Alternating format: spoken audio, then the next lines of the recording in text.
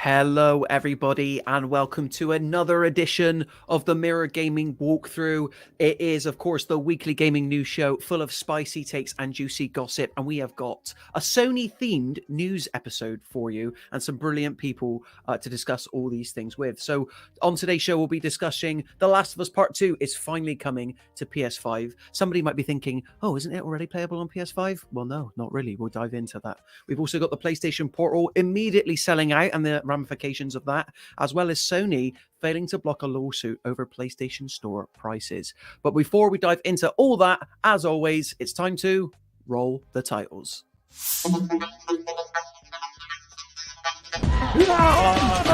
Are you prepared to go public with your KD online or no?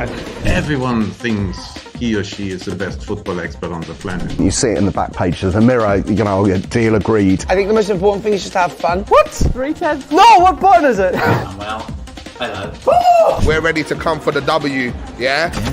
Ooh, 12. Ooh, here we go. If you can master Second Man Press, you will defend 10 times better. Today I'm going to be reviewing the PSVR 2 headset.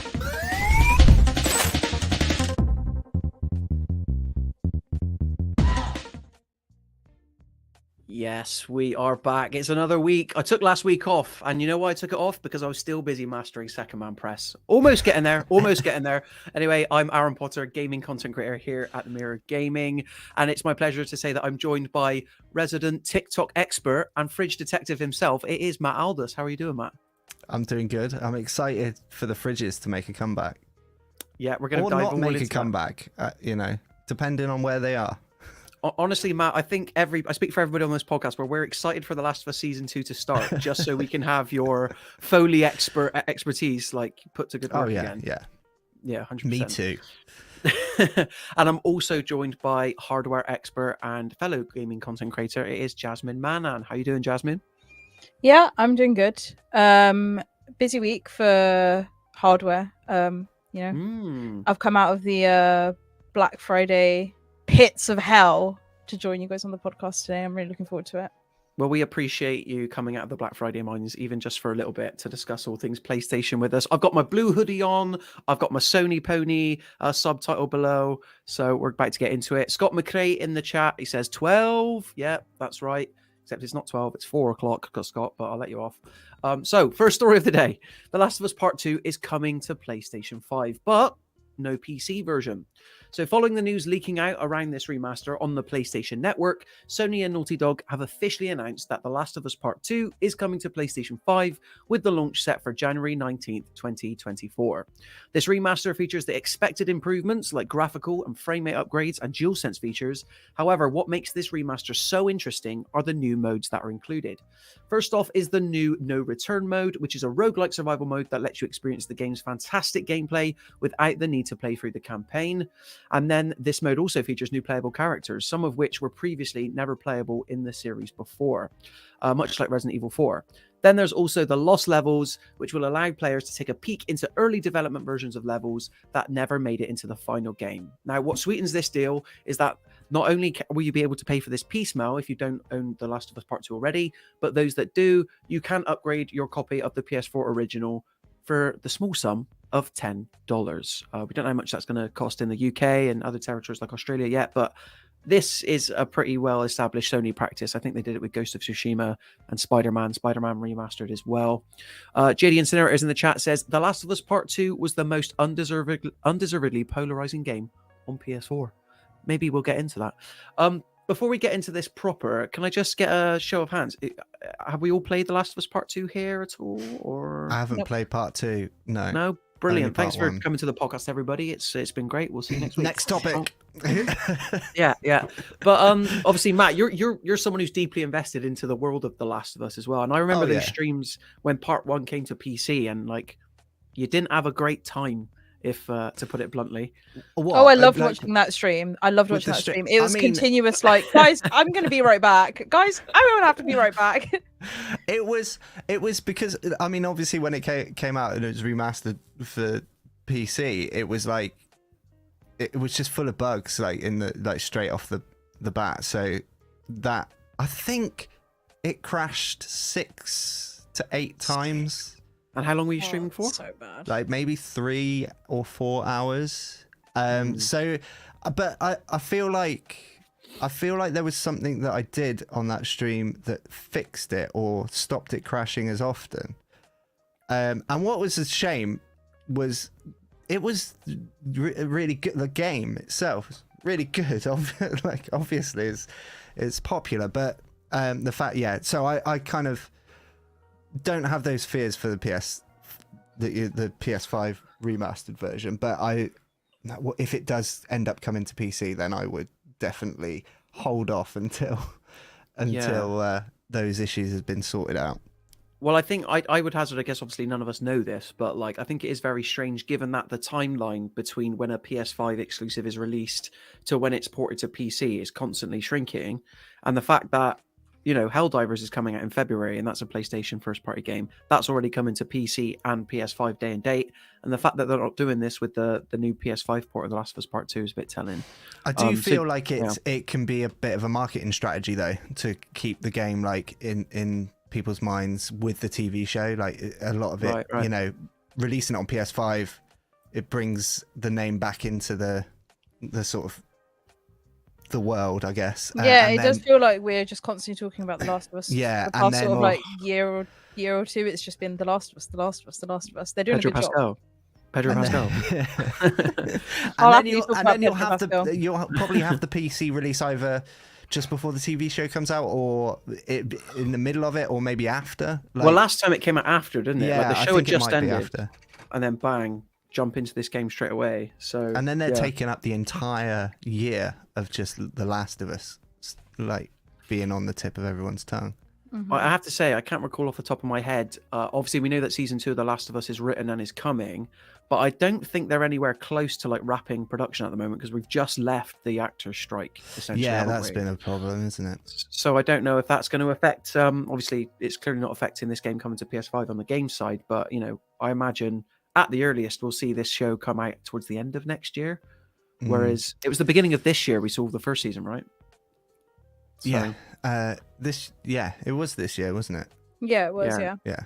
I know it's been a year, everyone, but I've only been at the Mirror Gaming since February, if you can believe it. So I think it will be a similar 100%. time, but similar time for the show to be released, but it'll probably be 2025. I think that's sensible. 100%. Scott's just said in chat 2025 is when it's set to arrive. So Cool. bang on, Matt. I think he cheated. I think he read that and you then think said I read that? No. Yeah, but I think it was a really good time for the show to come out when the first season came out. It was really like, it felt like the right time of year. It felt like the right I time of year. What does that even mean? Well, just like there wasn't. It took over, didn't it? It took over. Like there wasn't there wasn't loads of like new TV shows coming out at that point. Like it was. Yeah. So it just felt like the right time of year, like the quietest sort of time to put something out to make it the focus. So I feel like might be similar. Yeah, I have to say, like HBO have had quite the year for me personally, because after The Last of Us, we had House of the Dragon, which was the prequel series to Game of Thrones, and like they're still good at doing those prestige TV shows. And obviously, it's all part of PlayStation's push to like sort of take its IP and push it into like films and TV shows, stuff like that. I've not seen the Gran Turismo movie, but I have it on good authority that it's probably not as good as The Last of Us TV show. Sticking to this idea of a Last of Us 2 PS5 remaster, then Scott's also put it in the chat, more remasters and remakes than actual games in the series. And we are in that point now, because the first Last of Us came out on PS3, it was ported to PS4 a year later, then that version, PC part 1, came to PS5 and then PC, and now we've obviously got Last of Us 2 coming to PS5 and then PC, presumably later down the line. And obviously, because Naughty Dog have already upgraded the PS4 version of The Last of Us Part 2 to run pretty well at 60 FPS and like all the accoutrement on the PS5. So I think it's interesting that here, in order to justify the £10 upgrade or to release it entirely new at all, we're getting things like lost levels, a roguelike mode. And I'm just wondering, like, you guys are both familiar with the gameplay of The Last of Us. Does either of that speak to you? Does it interest you? I mean, I'm in a unique position because I want to play it, but I've never played it before. So I never played the original Part 2. So, yeah, like, you know, getting to play that version of it is... is appealing to me, but I don't know. I don't even know if Jasmine. Did you ever play part 1? No, I've never played any of them. I've watched people play them. It was one of those games for me where like everyone here knows I don't like single player story games, not my thing. But it was one of those games where I liked watching a streamer play it, have it on in the background while I'm like doing other stuff. So I watched someone play part 1. I haven't seen part 2 yet, and I don't know if it's something that I would jump into myself. I get really frustrated with myself playing those games because I skip through every single bit of dialogue because I'm bored, and then I'm like, oh wait, what's going on? Where am I? Where am I to go? I'm not paying attention. Yeah, that's exactly what I do. Yeah, it's so bad. So I just can't play games like that. But that's what the TV show did for me for the part 1 was. Oh, like it filled in all the gaps. I watched the TV show. I got an idea of the story, and then I went and played the game, and it was just an expanded version of that story there or thereabouts, and that was really helpful. It's kind of like I don't read a lot of books, right? I'm gonna double down. I don't read any books, right? And the man's honest. The reason being is I don't have the patience for it. But if a film comes out, well, like I remember like when Gone Girl came out on film, it made me really want to read the book, and I went and read the book. Yeah, Gillian Flynn. And then I discovered that Gillian Flynn is like one of my favorite writers. But that was how it had to work. I had to sort of know the story to enjoy the book. I can't get the story from the book. It is backwards. But like playing the game for you then isn't really like you're not experiencing the game properly because you already know what's going to happen.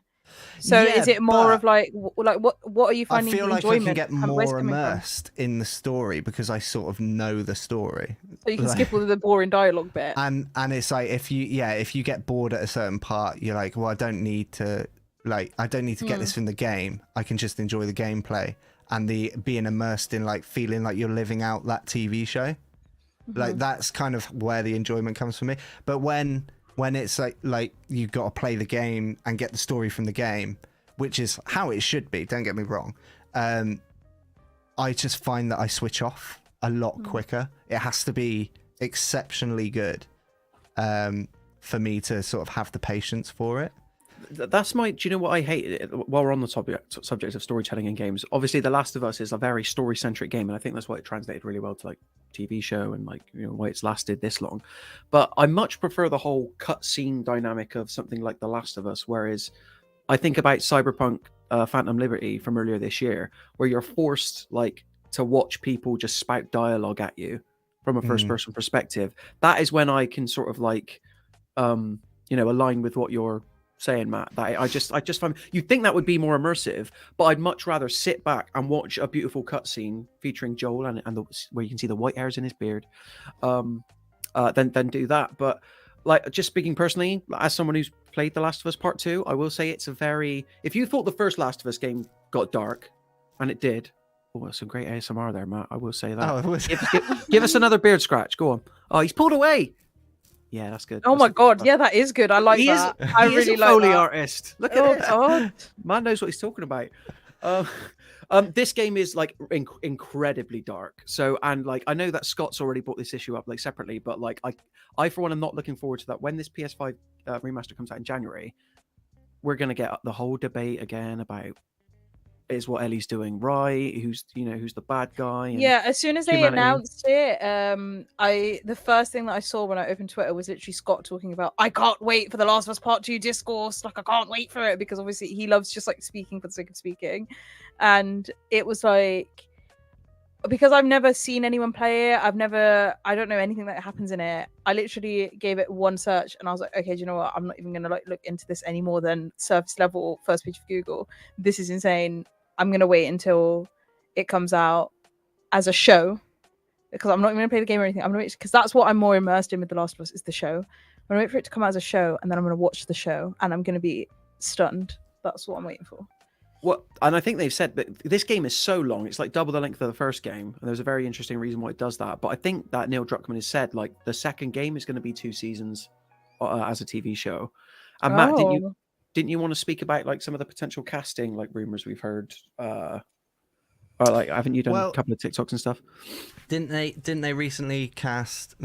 Well, I don't think they could 100% confirm the cast of. She's in casting of Abby, discussions, but I she's think. in talks. So Yeah. And Neil, who is it? Kate Diva. Kate Diva, I think her name is. Is that her name? She was in Dope Sick. Kate Diva. Another HBO show, another banger. And Caitlin she was Deaver. Yeah. Caitlin Diva. She was in No One Will Save You, which I thought was a very interesting film. I know her from what was that sort of? But like, she was in Booksmart, wasn't she? Yeah, that comedy sort of broke out. Yeah. And she's playing Abby, which I think is a.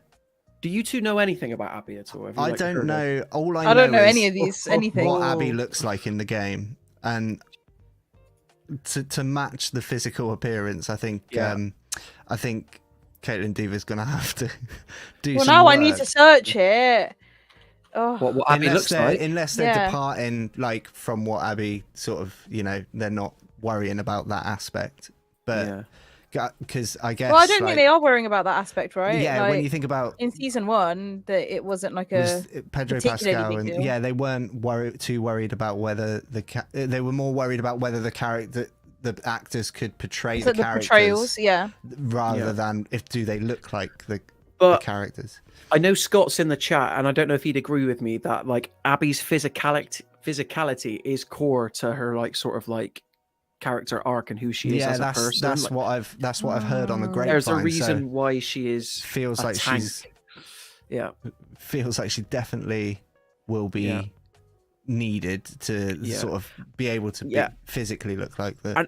And if I was the actress, if I was Caitlin Dever is it Dever? I think it's Diva. Diva, or okay, Dever right. or Diva. Yeah, I think we know who we're talking about. Yeah, if I was her, I'd be making the most of these Hollywood nutritionists and like PTs. Do you know what I mean? Like, get that role. Make yourself, because when are you ever going to have that opportunity again? I mean, I definitely think it's a lot of hard work when you've got to get into a particular shape for something, especially. Probably not pleasant at times, but so much chicken you gotta eat. Come on. So much chicken, so much broccoli. If there's anything these actors who bulk up won't stop talking about, is the amount of chicken that they've got to like wolf down on a regular basis. Yeah. So I just want to pay some attention in the comments. So Scott's put Last of Us 2 gameplay is great and it lets you avoid the stinking story. So Scott, clearly not a fan of the story it tells. Not a lot of people were.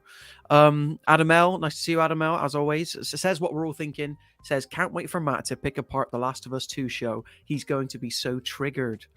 Matt gets triggered about the wrong thing.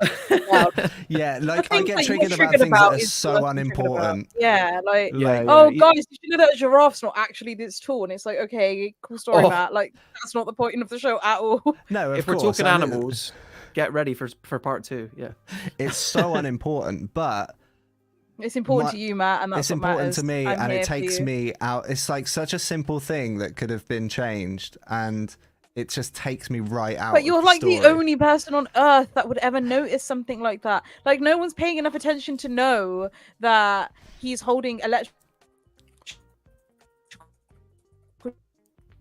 See, even the internet disagrees with you because you. I was going to say you cut out then, Jasmine. Give it to us one more time. Oh, damn it. I was just saying, no one cares enough to know about whether or not it's electrical tape or duct tape. I care. No one. Millions of TikTokers care, Jasmine. No, they care to disagree with me. No. Do you know why? Do you know why everyone on TikTok even cared in the first place? It's because Matt brought it up and he pissed everyone off, and now everyone's talking about it. Do we know if there were any like headlines that like as a result of your TikTok, Matt, around that? Like, did any news places pick it up? I don't think so. Like, it's just so unimportant. Mirror, I hope not, because whoever wrote that article. But this series I want to do this series when it comes out. I want to do like a list of like all the unimportant things that were wrong with The Last of Us. I think as we head into season 2, that's the time to do it. Yeah, things it needs to get right. Yeah, I want to hear the right tape sounds. I want to hear, I don't want to hear gravel when they're walking on grass. I don't want to hear I really hope the producers I want the animals to be the right size. I want to know what's going on with the fridge. I need to, I need to know are they plugged in or not? Where they're plugging their fridges in. Well, look all forward sorts of to stuff. that. Look, yeah, when part 2 comes around. But as I said, like for now, part 2's coming to PlayStation 5 with all those upgrades. I will speak for myself. I'm probably going to pay the extra £10 or whatever it ends up being just to see how beautiful this game is. It's a lot of game. It's like 20 plus hours. Like, so I think it's a really good deal. And I'll have a mess 10 around. quid for an upgrade or $10 or whatever. Yeah. Oh, Which you'll is spend more than that at McDonald's, mate. Like, just check it. It's fine. or at Wingstop or somewhere like that. You know what I mean? Like, and how long is that meal lasting you? What? Yeah. Half hour, 20 minutes? You're eating that in. This is way worth it. Come on. But I will say I've done a complete U-turn because at the beginning of this I was like, we shouldn't be paying for like upgrades of games we already own. But now it's kind of like, yeah, just whatever, £10, isn't it? Yeah, I've but really- that's where they get you in it. That's where they get I know. you. That's I've really where cooled off. they've got all of us. We've got Borat in the chat. It says, keep my wife name out of your mouth. And then he proceeds to smack us. Thanks for that, Borat. Sasha Baron Cohen, keeping it real. Adam L then says, I didn't care. But after he pointed the tape out, I greatly care. So That's what I'm there you saying. go. That's what I'm Yeah. saying. There No you one go. cared until Matt pointed it out. And that's the same with every issue Matt's pointed out. No one would have ever realized that the giraffes were the wrong height He's until doing Matt God's sat there work. and did it. Like, he That's was what like, it is. guys, I did mean, you the know that giraffe aren't Matt's all-" thing is a two point problem. The first thing is Okay. how did she see the giraffe? Because Okay. it was on the other side of the building, and she like looks when she gets to the top of the ladder. She's like, oh my god. And all she would have been looking at is a staircase. Like, I Okay. don't know how she would have seen the giraffe. And then the second point being is they go up 2 flights and they're already not on the ground level. And the giraffe's shoulders are at the Does a giraffe base have of where they're. shoulders? Well, Yeah, I guess at the like bottom top of of his their neck. legs, isn't it? Like, Yeah. I guess. I don't know what else I'd call it. Yeah. I guess it'd be the shoulders, the front leg shoulders of the So that- giraffe, which are Right. at the wrong level Yeah. for me. So that is Okay. the Matt Aldous manifesto right there for The Last of Us Part 2. Everything. that I have was wrong so with the many first one. issues with the fact that you take issue with all of these things, Matt. Like, It's just a never-ending cycle of issues, really, isn't it? yeah. Adam L says, an open letter to Hollywood. I think we just had it, Adam L. Scott McRae says, you could pay 10 quid to upgrade Death Stranding, a far better game. I've actually recently purchased Death Stranding on disc. It was like 15 quid, like really cheap. So, but I've still not played it. Adam L then says, Matt is an educator of the masses and should be respected as such. Right. So what's going on here is, because Matt doesn't know about how bad Adam L's food tastes are, he's trying to get him on side early before. Right? You know what I'm saying? No, I'm- I do know how bad Adam L's. I've you have been been- in the chats. I've been in the Oh, that's true. chats. There you go. Good. And then Well, Adam L L says that he's Team Jasmine all the time anyway. So like, don't start swapping over now. Like, Adam L, you're the only Come one on, that's Adam ever on L. my side. Please. Look, I'm such just a glad turncoat. I'm just glad Adam L is on my side when it comes to The Last of Us. That's all I can say. Like, Yeah. you know, I mean, and Scott's popping off now. He says, Adam L, pick a team. You can't swap every stream. Adam L says, Matt, you're killing me. Adam L says, I want it on record. I did notice the staircase giraffe thing on my own and was validated when Matt said it. And then we've got William Johnson in the chat. Our very own Will, video producer, says, I had the first giraffe issue as well. Okay, to be so the fair. first giraffe issue, First clearly one. everyone's noticing that one. So yeah, I'll give you that one. The height of the giraffe, Matt, no one cared except you. No one, and now you made everyone else care for no reason. It's just like sharing Love your it. agony with it's the just world it's just what I do. I just, you know, for no that's good what I do. reason. that's just who I am. It's what I do. I drag people down. All right. Okay. including you can Hollywood acknowledge producers. that. So anyway, The Last of Us Part 2 on PS5, it's coming out January 19th, 2024. So I imagine we'll have some coverage of it on the channel, probably get a day one stream sorted, because like I said, I'm a sucker who's going to pay for it. Next story, also PlayStation related, second part of the trilogy. PlayStation Portal immediately sells out. Did we misjudge it? This comes to us via Eurogamer. Sony launched its new PlayStation Portal peripheral on Wednesday last week, but it swiftly sold out. Scalpers have since got their hands on the remote player, which is a pretty apt description of what it is. Like, is it a cloud device? Is it a handheld? It's a remote player, with some listings on eBay costing over £300. On the PlayStation Direct store in the UK, the Portal costs $199.99, but it's currently unavailable. The same is true for other online retailers like Amazon and Game, which have been depleted of stock since it launched. And then the official PlayStation Direct store page, which is probably your best chance at trying to get one, reads, not in stock. We're working hard to make more stock available. Please check back on Wednesday, the 22nd of November. That's obviously today, but when I checked prior to going live on this podcast, it's still no bueno for the PlayStation Portal. Still sold out. Now, obviously, this podcast has a pretty good and well-documented track record of, to put it politely, crapping all over the PlayStation Portal. I think I can get away with that. Jasmine, I believe the video review for the PlayStation Portal is live now. You can go watch it. Go watch it after this podcast. Excellent video. I believe you awarded it a 2 out of 5. I did. So I'm going to come to you first. What's your reaction to people going absolutely crazy over the PlayStation Portal? Honestly, I can kind of see why, because as I said in my review, it's a sick piece of kit. It's a great bit of hardware, and I spoke about this for a very long time on the podcast last week. That it's a decent device, and I actually really like using it, and I've kind of done a bit of a 180 from before I had one. But that doesn't take away from the fact that this thing doesn't have a use case. Like, I don't understand why people are buying this. Like, what? All these people that have bought this, other than to just resell it on eBay, please write me a letter, write me an email. You can find my email, jasmine.madan@reachplc.com. Please write me an email. Explain in point, evidence, explanation paragraphs why you felt the need to purchase this device. I really want to know, please. And can we get someone who's buying it at a scalped price to like write in as well? Do you know what I mean? Like, why? I don't know that anyone actually is buying it at a scalped price. Do you think people are? I mean, I guarantee like people being optimistic and listing it on eBay. There's been a lot of reviews that have been like, "It's really good, though." Yeah, You know, and I just feel like that could. I disagree. That could maybe play into people being like, "Oh, okay, I'll buy it then." Maybe, yeah. I need to pick these people's brains who gave it 5 out of 5 and 10 out of 10. Like, I really need to understand how they came to that conclusion, because I feel like, for me, as soon as I consider the fact that there's no use case for this device, and as Scott is saying, you can do remote play on a Steam Deck and it's just as good, and a similar price point. You can do remote play on your phone, which you probably already have. You can do remote play on a tablet or an iPad. Like, there are so many options out there for you to do remote play on and not spend 200 quid. So, like, where's the use case for this? Why are you giving this a 5 out of 5? I need to know. And with remote play, like if I was playing it, am I right in thinking this? Like, just say I went to a friend's house and was on their Wi-Fi, and then I decided to connect it to my PlayStation. Yeah. Whoever's at my house can't use the PlayStation. Yes. Yeah. Because it's whatever's happening on the PlayStation is just happening on this little thing. That's why it's called the Portal, right?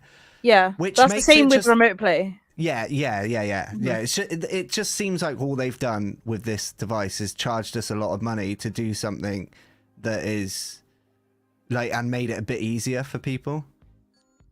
Like, made it just like that little bit easier of like, it's I don't know who it can be the best handheld device ever, like in terms of the screen and, you know, the experience and whatnot, but it's just so limited. I don't understand it. Could it be that it's so incredibly easy to use? Because I've sort of had this same question come up with the Atari 2600 Plus recently. It's kind of like, who's it for? What's the use case when other options like exist? And in the case of the Atari, it's like, you know, you can emulate any of these games easily in a browser on your PC. So it's kind of like, I really think it is like the ease of use thing. Like, you don't have to worry about buying a third-party accessory, powering down your phone. It's like all in one. I still wouldn't buy one for £200. I think I'm on record as saying, when we were trying to price up this thing, when it was still known as the Project Q, I think I said I'd pay 50 quid for it, and I think I'm being generous there. Aaron saying that he'd pay less than the cost of a DualSense controller for the PlayStation Portal. Because I already have a DualSense controller, so like I don't need. But here's the thing. So what I did when I was reviewing the PlayStation Portal was I actually downloaded the PlayStation Remote Play app on my phone, and then I connected my DualSense controller to my phone wirelessly, and then I just like played games like that. And the whole thing is like, oh yeah, but you get like the experience of like haptic feedback and adaptive triggers, and it's like, okay, yeah, I did that. And then if you want it. Yeah. But there's a couple, you're adding in a couple more steps there. What steps am I adding? So sure, like having to connect the controller to the... But that's like the first time that you're doing it. You're connecting the controller to the phone. After that, it just pairs automatically, right? So when you first get your PlayStation Portal, you're going to have to set it up, right? It's not going to come straight out of the box. And let me tell you, setting up this device was like a pain in the backside for me. So...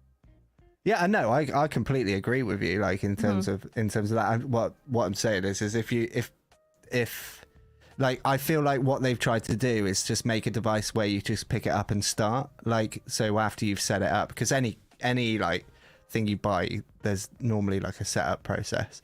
But after that, like, it's just you pick it up and you can play wherever in your house. Wherever in your house.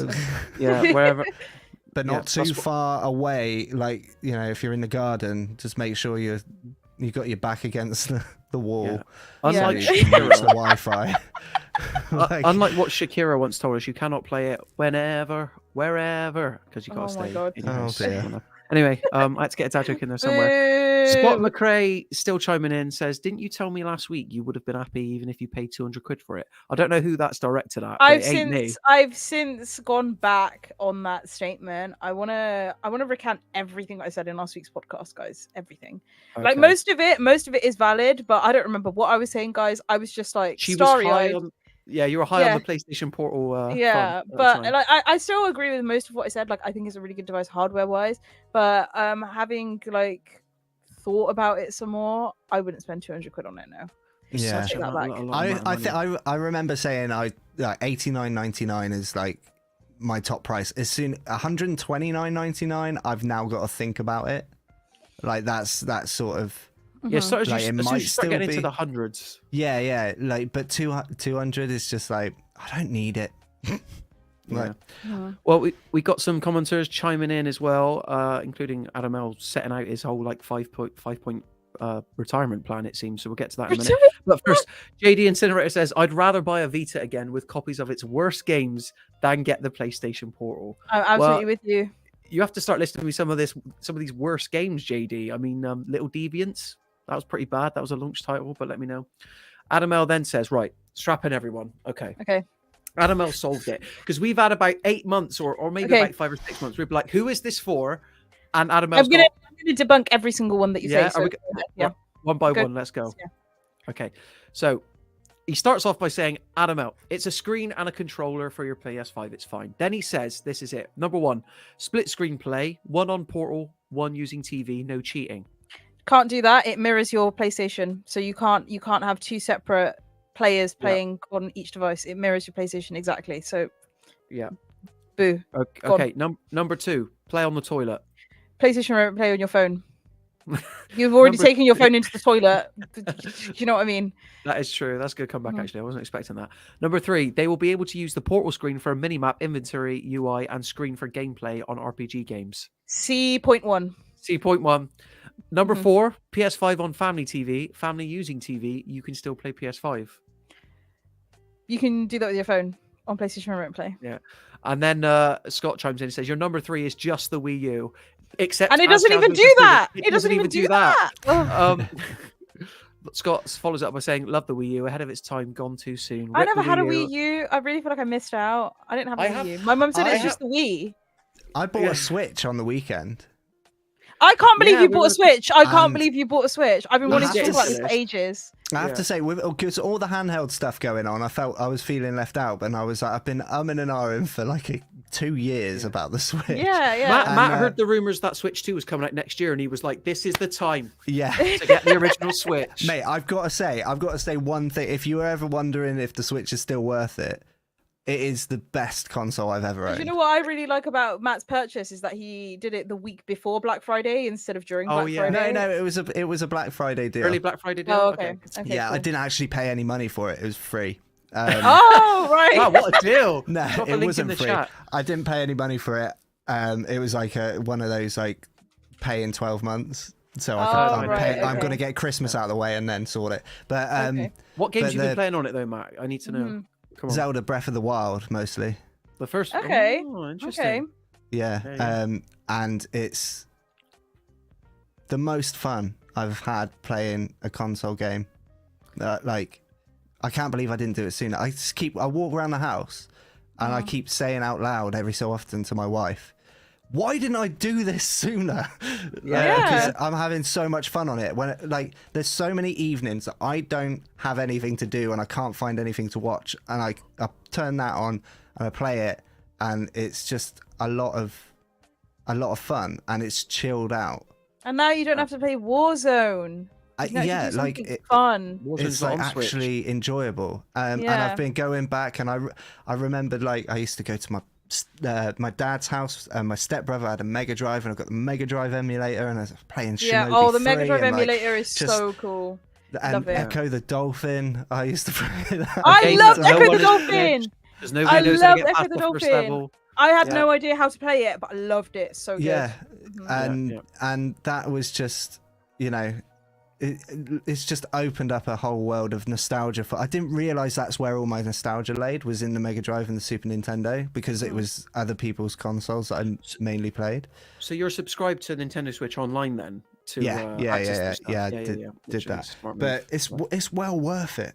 It's still Can I ask worth it. I can't believe how old the console is and how worth it still is. What model have you got, Matt? Have you got the OLED or the Lite or the standard? The OLED, yeah. OLED. Oh yeah. Yeah. There we go. Oh, yeah. Good stuff. That was. Yeah, the I mean, correct if you're answer. going to do it, you got to do it properly, haven't you? Yeah, That is I'm the glad you said one. that. Yeah. Yeah. If you know you're going to be playing primarily handheld, there's no way to go. Hence why I'm still a bit burnt about the Steam Deck OLED being a thing. But I you can didn't read my think thoughts that, on that. I didn't think I Sorry. would like be that handheld, but I have played a bunch like on the toilet. But I think that is the magic of Switch. Like I know this whole like instantly change or whatever, that was like the kind of thing they sold it on. But to play a game like Breath of the Wild or Tears of the Kingdom in the palm of your hands, like a game of that scale and size, it still feels magical. Like 7 years on today. Yeah, it's good. So PlayStation Portal, I think, is a waste of money. Spend the extra 100 or however much it is at that time. Not even 100. No, it's it's not. It's less than 100. Less than 100, and just get a Switch. Get a Switch OLED. I promise you guys, you'll be much happier. Well, how much is a Switch Lite these days? It's like $199. It's like like 100. 199, same as a Portal. It's the price of a Portal, so yeah. And there's probably going to be a gaming. I think as there's well. deals on at the moment for the Lite that's like 160 quid or something, 180, 180, or I don't know where I've seen goes it. down to during Black Friday, yeah. There you go. Go This is and why we get have- a Nintendo Switch Lite. But What? yeah. It was that too. Anyone in particular? Everyone. Get one. There you go. Get That's Jasmine's manifesto. That's her open letter to the gaming industry. So just catching up with the comments. I think there's a lot of Starfield debate breaking out in the. I don't even know if I want Where's to go that near come from? This is Starfield was bad on release, says Adamel, and now it's a game Oh, of the year he contender. says it doesn't do it yet, as in the PlayStation Portal doesn't do all these things yet, but apparently will do, because Starfield is a great example of things getting better over Getting time. better. Thanks, Adamel, for that. That's that such makes a sense. reach. That is such a reach. That's Do like you know what I mean? the last stream we did where I think it was JD was in the chat and he was like comparing two games that were like nothing like each other. It was like, yeah, it's like these two games. It's like, yeah, all right. But you know what, Adamel, for another example that you could use is you know what game was actually good on release and isn't anymore? Diablo 4. So maybe the PlayStation Portal is more like Diablo 4. I'm just saying. Well, anyway, I'm not going to go near that. Any opportunity to get a dig at Aaron for giving Diablo 4 a 5 out of 5. 5 out of 5 upon release. That is a lot of game. And I was saying this to someone this weekend, but I was like, you know, like that game, you can get like 60 hours out of it. And then people complain that they're like, oh, the end game, there's nothing left to do with the new season. I'm like, guess what? It's okay to put a game down and come back to it. He's not mad though. He's not mad. No, That's fine. I'm not mad, no. But okay, so JD Incinerator says Starfield gets undue hate, to which I would disagree, because we Yeah, expect what are you better talking from our about? first party games, and the Yeah. load screens in that game was something else. Scott McRae says play Super Mario Odyssey. I think this is towards Matt. It's phenomenal, probably objectively a top 3 game of last gen, alongside Tetris Effect and Breath of the Wild. So yeah, get right. that. Super Mario Odyssey is up there. What I'm trying to do is like I'm trying to play Breath of the Wild through and not play anything else. Well, we'll and see you then- next year then, Matt, and then move on. yeah. So hopefully, because I got no money, I can't. We're all I've got feeling to it. play this game, but thankfully, I'm really enjoying it. But Christmas is yeah. coming up. And then Annabelle says it's better than Dragon Ball Z Budokai 2. Scott says most things are better than Budokai 2. JD answering my question from earlier. Thanks, JD. Says worst Vita games include Little Deviants, which I name checked. Unit 13, that is not a bad game. Call of Duty Black Ops Declassified, that is a bad game. Resistant Burning Skies and Borderlands 2. Yeah. Oh, yeah. And then, yeah, JD was comparing Party Animals to Headbangers. And then finally, when we're caught up with the comments, before we can finally move on, Scott says, I mean, Aaron gave Spider-Man a 5 out of 5. And as someone who finished it yesterday, that ain't it. But guess what? All of my 5 out of 5s, you can find at least another 2 or 3 people that felt, they scored it just as high. So it's not like, if I was the only one that gave Diablo 4 a 5 out of 5, then I might understand what you're talking about. Whenever I just- bring this up to him, he always name checks this other journalist that I'm friends with that gave it a 5 out of 5. Yeah, because I know you respect them. If you were the Not only like one me. giving it a 5 out of 5, I'd respect it more because you're standing out from the crowd. Can't win. Yeah, I'm moving to the beat of my own drum. But anyway, the PlayStation. You know what, Aaron Portal... just loves games so much. He gets starry-eyed when he plays any game. He's like, "Oh my god, it's a game!" True wow. gamer. Yeah, it's true gamer. It's like, oh, here's a game. It's like my version of, it's like my version of Jasmine in the PlayStation Portal. I get starry-eyed. And I'm like, oh. Yeah, but I came to my senses before I put out the review. Is the difference? There you go. That was that was a stinging blow. That. Oh, I don't know if I can carry on with the podcast. We might have. Shots We are might have to fired. call it. We might have to call it. Yeah, somebody call an ambulance. Yeah. So anyway, the PlayStation Portal, it sold out somehow, and I know for a fact that I on one podcast said that they're probably going to make about 5 and they won't sell. So how much of an idiot do I look now? Well, we don't know that they didn't do that. We don't know that they didn't do that. Maybe that's have we why they seen sold 5 more than 5? Like I next haven't week? seen anyone with it. Maybe other they've than only press made people. 5. I and then genuinely that's why they haven't sold out. seen anyone post content about it aside from like people that got Press. press and review units. Yeah, true. Like, That's true. Actually, I'm just saying they 5, and then 5 people that work at Sony bought them. Yeah. I'm just saying. This, I like this conspiracy. This is my favorite conspiracy of the last decade. Adam L says, I feel like if we let Matt loose on Aaron's reviews, he will pick out all the flaws and then we'll have a balanced review. Wow. Maybe we need to debate it, but Well, I'm kind of, I like Spider-Man, so I'd find it hard to, even if all you did in the game was just like swing from one building and then back to the same building like over and over again, I'd probably still give it 5 out of 5. And Matt does our thumbnails on the YouTube channel, guys. So like he is like privy to the reviews before they go live. Yeah, I see. He let me know. Yeah, he sees them. So anyway, completing our Sony trilogy. This story came out of nowhere this morning, actually. Sony fails to block lawsuit over PlayStation Store prices. This comes to us via gamesindustry.biz. A London tribunal has ruled that a lawsuit filed last year accusing Sony of breaching competition law over store prices will continue. The lawsuit, which concerns the 30% commission that Sony receives on all purchases, could cost the platform holder upwards of 6.3 million sterling in damages. The firm argued the case was, quote, flawed from start to finish, end quote, but the Competition Appeal Tribunal ruled as confirmed that it will indeed go ahead. Quote, this is the first step in ensuring customers get back what they're owed as a result of Sony breaking the law, consumer rights expert Alex Neil said in a statement. PlayStation gamers' loyalty has been taken advantage of by Sony, who has been charging them excessive prices for years.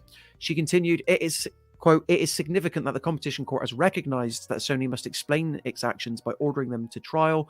We are seeking to put a stop to this unlawful conduct and ensure customers are compensated, end quote. So the good news of this is that anyone who's made a digital purchase on the PlayStation Store could get their cut of 6.3 million within the next couple of years. I doubt it's going to be more than a couple of quid if he even gets that far. But this is a bit wild because it's sort of taking issue with, that every time you purchase something, be it a game, piece of DLC on the PlayStation Store, PlayStation itself receives a 30% cut. And this is something that a lot of platform holders do. I believe Steam, it's a very similar percentage as well. And obviously the argument is that, well, what is PlayStation actually doing? What are Steam actually doing other than like hosting the games as a distributor? And I know that PlayStation in recent years has been sort of raked over the coals a little bit for not doing more to promote the games that are sold on its platform. Actually, when you like open the game, how poorly it's organized.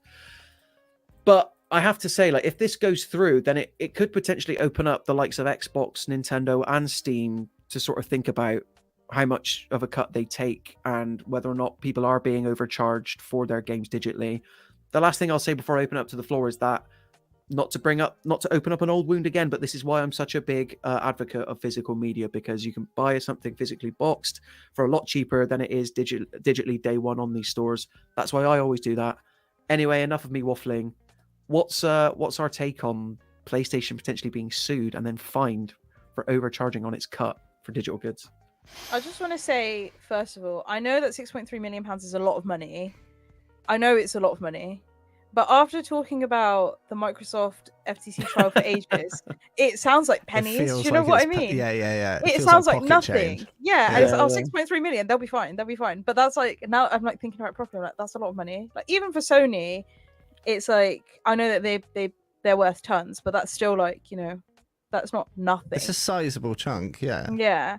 But after hearing this whole Microsoft FTC trial thing, We've been desensitized. I feel like money's fake. Yeah, do you know what I mean? Like, I Yeah. feel like this isn't anything. Where's the B? If it's not billion, I don't want to know. Yeah, You know what I mean? that's literally what I feel like. But Yeah. also, like, I don't think I've ever purchased a game on the Sony digital storefront ever. So I feel like I can't really weigh in on this. I didn't even realize that they were charging so much more than other storefronts. Well, they aren't. This is the thing. Like, at least from what I can tell, like, They're let's say just- Modern Warfare 3, when it releases on PlayStation, it's the same price on the PSN store as it is Xbox. They're So I just don't know- charging a bigger cut. Well, we think. Presumably, Maybe. we're going to They're see just the first ones to be called out on it.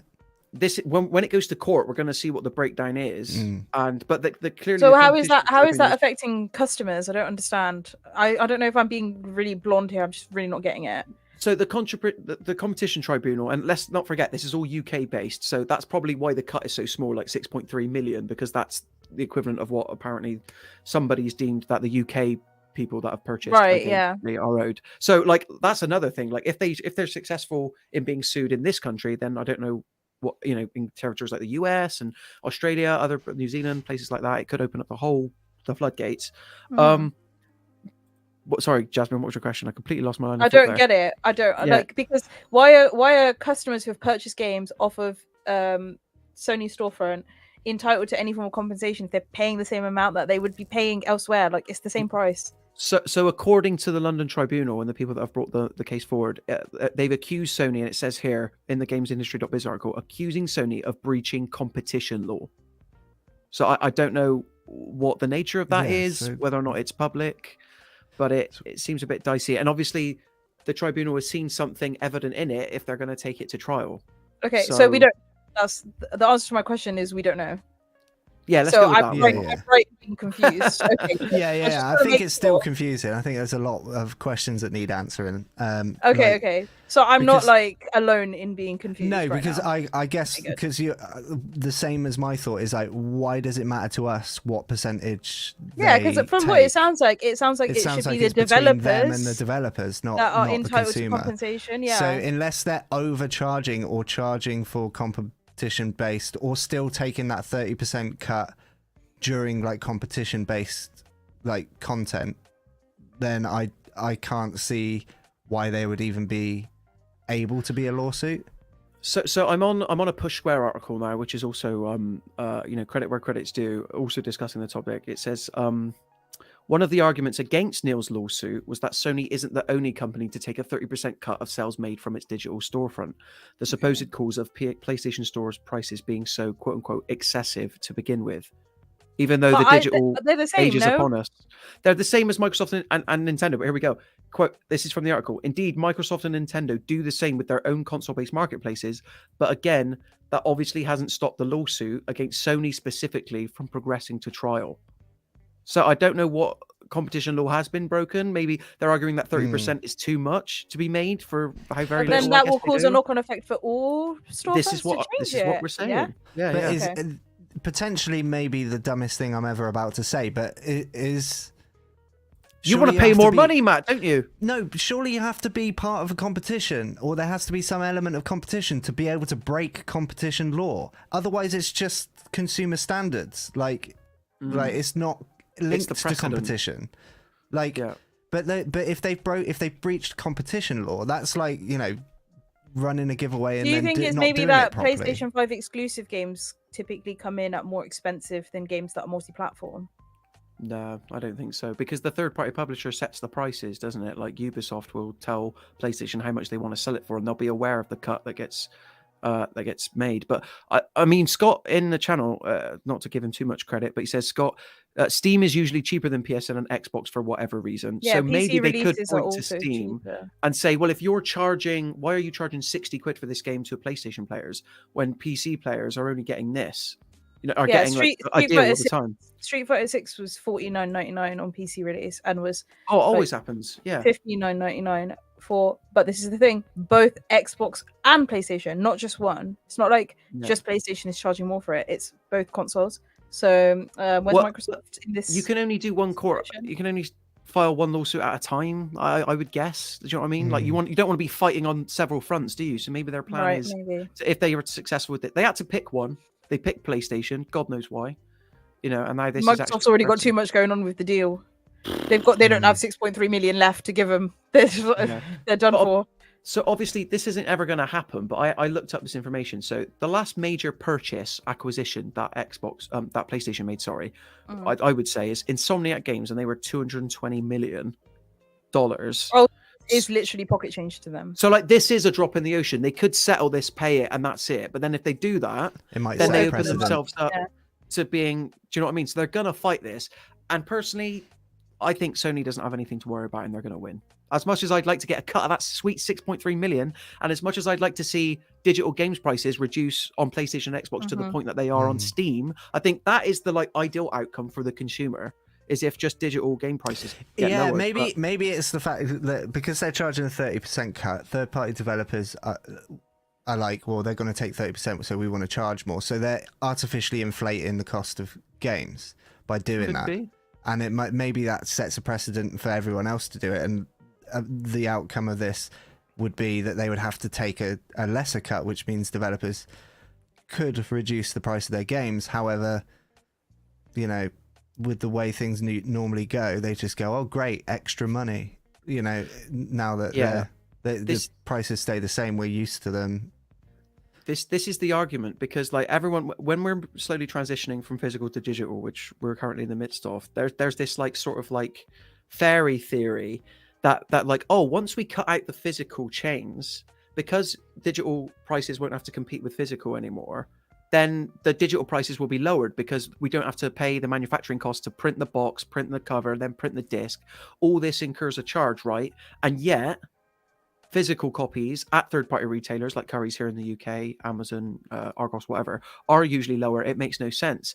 So people have had this theory for a while that once you cut off the need to sell physical games, then digital prices can be lowered. But I don't think that's going to happen. No. Well, my perception of like physical and digital media when I first got into games was I got into like PC games, and this was back when you could still buy discs to like buy PC games off of.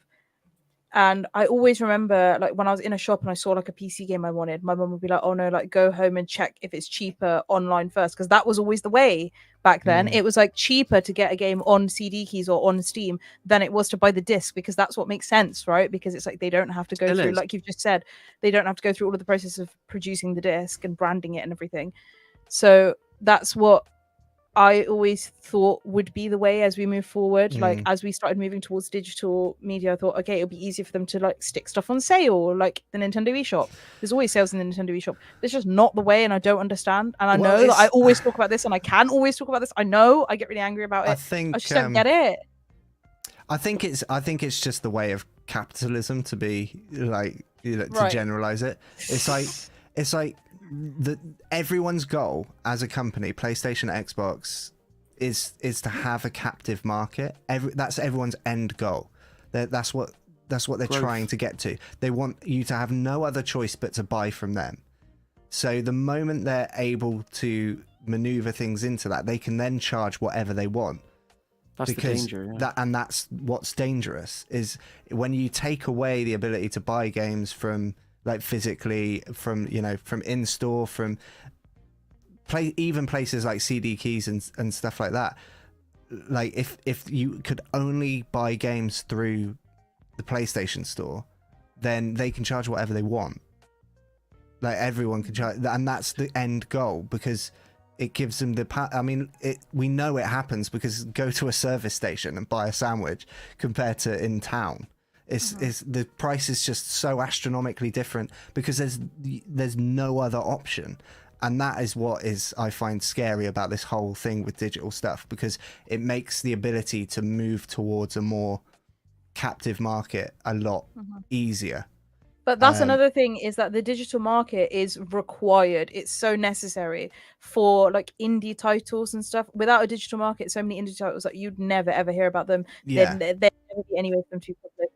So we need the digital market, and I hate so much that the companies are like capitalizing off the back of like developers and things need in the digital market. Like there are so many games that you would never be able to go out and buy them if it's on the eShop. But you wouldn't be able to get a cartridge for it, and it's just like very upsetting. I find it it's depressing because it's essential, but it will be taken advantage of and is being taken advantage of to an extreme level, I think. There used to be, I know PlayStation stopped doing this a while back. I don't know if Xbox and Nintendo still do it, where you used to be able to pay for currency cards, like from retailers, be that, I don't know, someone online like Shop2 or physically like Argos, whatever. But then PlayStation stopped selling those cards, so now it's literally impossible for third-party retailers to get a cut of digital games. The only way they can make money is by selling you games. Wait, you can't buy PlayStation cards anymore. I don't believe you can't buy like £10, £15, £20 PlayStation cards. They don't exist. What? You might still be able to buy PlayStation Plus subscriptions that way, but yeah, not as someone who used to like buy his younger brother's PlayStation Platinum Trophy obsessed brother, like these cards on the regular every year. Yeah, that doesn't exist anymore. So it's I agree with Matt. They're sort of like trying to edge people out. Yeah, it's crazy. It's a slow process, but then we all end up in like 10, 15 years from now when there's only one place to be able to get PlayStation games from. We're all like, how did we get here? Like, because it's all been just gradual over time. That is what Steam is. Do you know what I mean? If it weren't not for CD keys, and I don't even know where they get those keys from, to be honest. I don't know how above board it all is, but I know everybody uses it.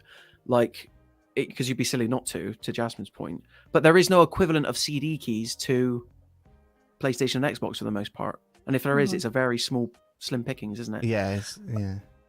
Well, like I said, guys, the lawsuit, it is going to court. I imagine I don't know when the start date is, but we'll be sure to keep you posted, because for as sort of like a small nugget of news, this seems right now, as we've discussed, it could have very big ramifications in the long run, and something that I know everybody on this podcast is interested in.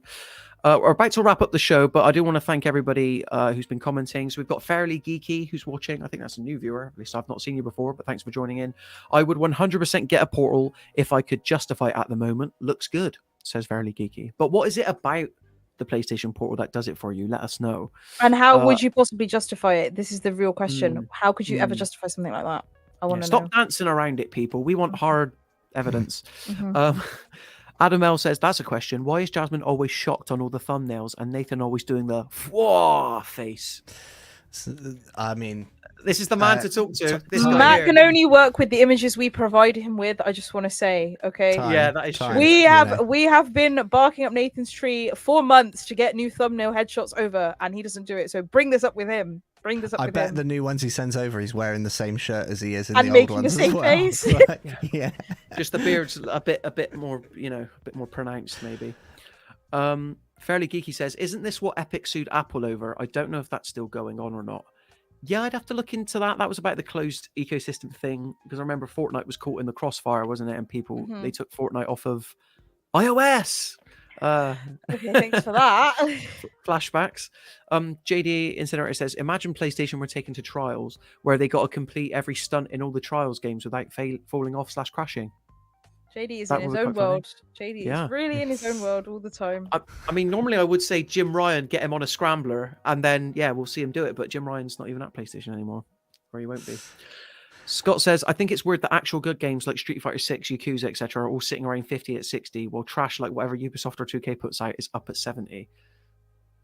Because people are paying for it, I guess. It's the copy-paste thing, and people just want to have the most... It's the most up-to-date iPhone thing, but with games, like with the 2K stuff and things, it's like, I got to have the latest one, because otherwise I'm going to miss out on all the exciting new content that never ends up being exciting or particularly new. I can't believe Matt is calling me out right now live on the podcast. I can't believe this. I'm the same with NBA 2K, man. Like, I'm the same. I do it every year, and I'm always disappointed. And I haven't learned yet. And then on the subject of digital currency, got Scott keeping me honest. He says, I think you can buy the currency still. I thought they killed the PS Plus and Now cards. And then he's apparently checked. He says, yeah, you had it the wrong way around. PS Store cards are still available, but not PlayStation Plus and Now. Okay. Interesting. I feel like it's been a while since I've walked into a retail store and seen those cards anywhere personally as well, but maybe you can still buy them online. I have stopped seeing game cards in general though. Like I feel like when you used to go Mm. to like whenever I go to a big Tesco, they've got like this thing of just like gift cards, and they were always like there's a whole section at the bottom that was like game cards. They had like League of Legends on there all the time. And I used to go and stare at it, and I'd be like, "Oh, mum, can you get me a League of Legends card, please?" And obviously, she said no.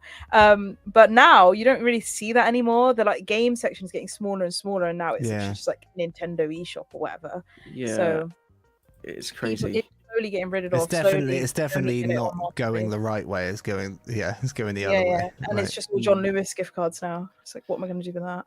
Yeah, or experience days. Do you want to drive an F1 car? Experience days. For a day? Yeah. And then we've got a new commenter. I'm gonna try my best to get this right now, but apologies in advance. Jaquavian RJDB. Let us know what the RJDB stands for. Was that all right with people? I was going to say, like, you did quite well there. I wouldn't yeah. have been able to say that. I'm trying my best here, guys. My coffee ran out like half an hour ago, by the way, so I'm really dry mouth. But they say just came from the TikTok giveaway. Oh, go to TikTok, find out more. This channel is so underrated, and obviously you're going to say that, Jaquavian, because you want to win that giveaway. But we appreciate your kind words, nevertheless. Anyway, I think that just about does it for this Sony-themed episode of the Mirror Game Walkthrough. I like to end all my streams by shouting out everybody who commented. So that goes to Jaquavian, Scott McRae, JD Incinerator, Fairly Geeky, Adam L. Will Johnson was there, I know for a fact. And I think that might have been everybody. Oh, Borat was in the chat. How could I forget? Nice one. Everyone, Borat. please go and watch my PlayStation Portal review video if you want to see me go into depth as to why I believe what I believe about the PlayStation Portal. Now that we've wrapped up, thank you very much. Yeah, no, good shout. Yeah, if you want to see why it's a 2 out of 5 and not an Aaron Potter patented 5 out of 5, then go and watch that video. I would give the PlayStation Portal 5 out of 5, by the way. Anyway, I think that just about does it. Matt, Jasmine, thank you very much for joining me on this week. Thank you for having us. Yeah. That's all right. But anyway, you can tune in on the next Mirror Gaming Walkthrough. By the way, guys, I think no stream is planned on Friday because all the Black Friday madness. So apologies for that. You're probably not going to see us. The next time we'll be streaming for sure is on Monday. Lewis Barton will be back with his FIFA EFC 24 show, Press to Play. And then we'll, of course, be back at 4 p.m. next week for another edition of the Mirror Gaming Walkthrough. Until next time, thank you so much for watching. We'll see you in the next one.